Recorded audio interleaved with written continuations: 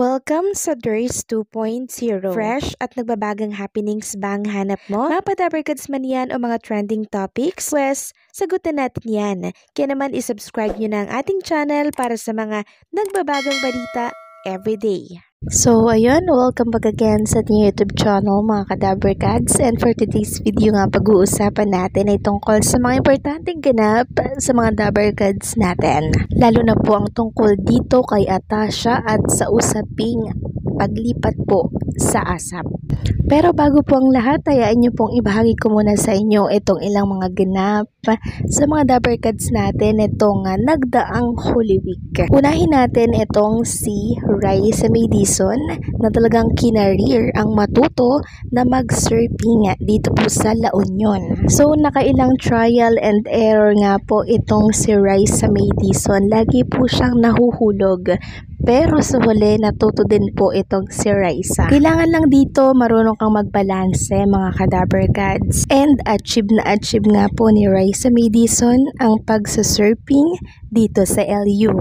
Ang ilan nga din po sa mga SQ queen natin ay nasa bakasyon at nasa beach din katulad po ni SQ Eunice. Pero kakaiba itong si SQ Jean dahil siya ay team bahay lamang at nagaantay lang daw po ng parcel na paparating.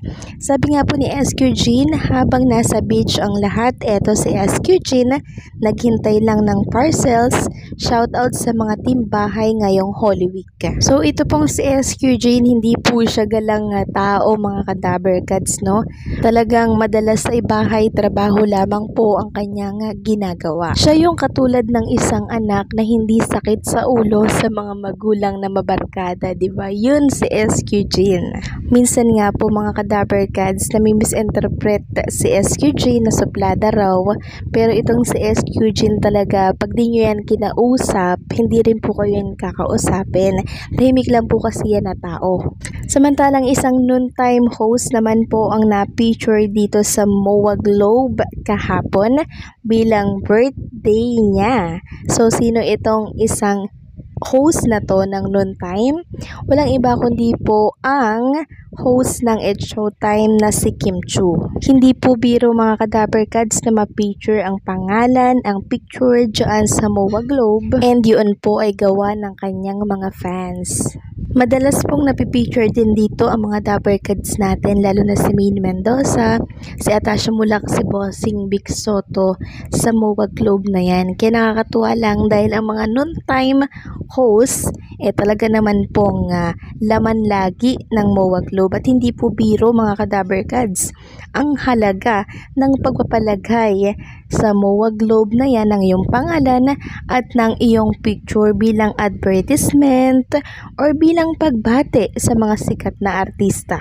Next topic naman, pag-usapan natin ang tungkol kay Atasha Mulak. Di po ba na-topic natin kahapon yung tungkol doon sa filmography ni Atasha Mulak na ang nakalagay na po doon ay ASAP 2025 to present.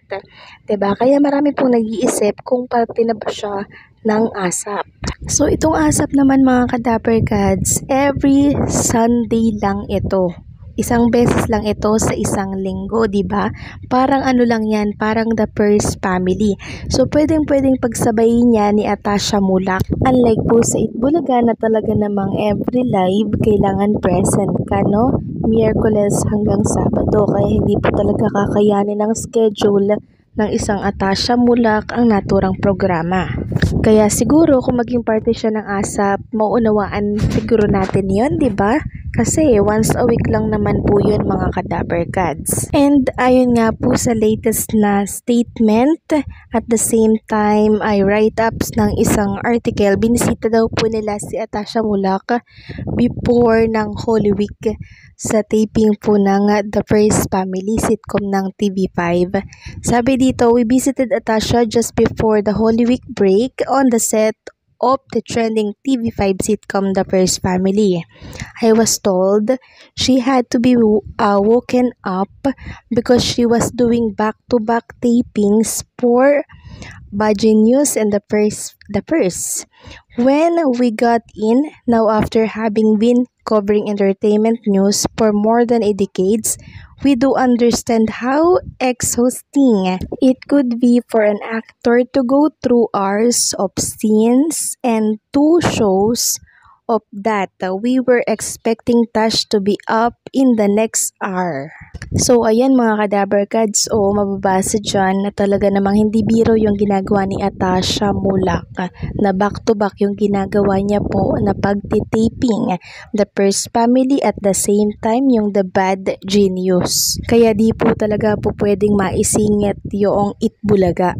Sabi pa nga dito, many of her fans may miss her in the longest running noontime show Itbulaga, where she is inactive for the time being, but after learning her schedule and the demands of her upcoming and highly anticipated show, Bad Genius on Viva One, everyone is just excited for her solo star debut, where she plays the lead Lynn in the Philippine adaptation.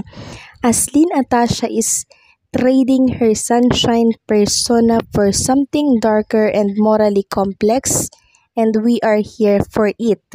Lynn is a brilliant but conflicted scholar who masterminds a multi-million peso test rigging operation. It's a sharp turn from her usual wholesome image, but exactly the kind of breakout role she's ready for. Production of the shows tell us that she delivers. So, naidi-deliver naman daw po mga kadabarkads ni Atasha Mulak yung kanyang mga linya. Ibig sabihin, talagang mahusay si Atasha Mulak. Sabi pa dito, with quiet intensity, Atasha captures the pressure. Ayan, may pressure, pain, and power of a genius cup between survival and conscience.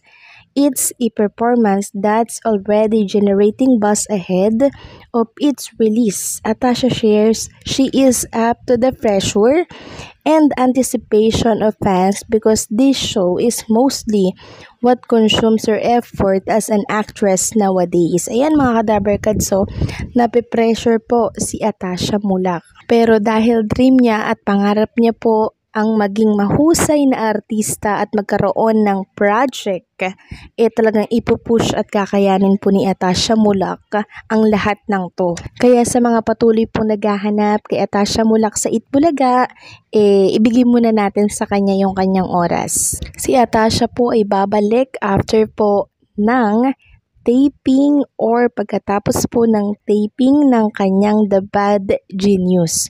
Yun po ang sigurado doon. Kung wala pong offer ulit na panibago kay Atasha Mulak, babalik siya sa Itbulaga.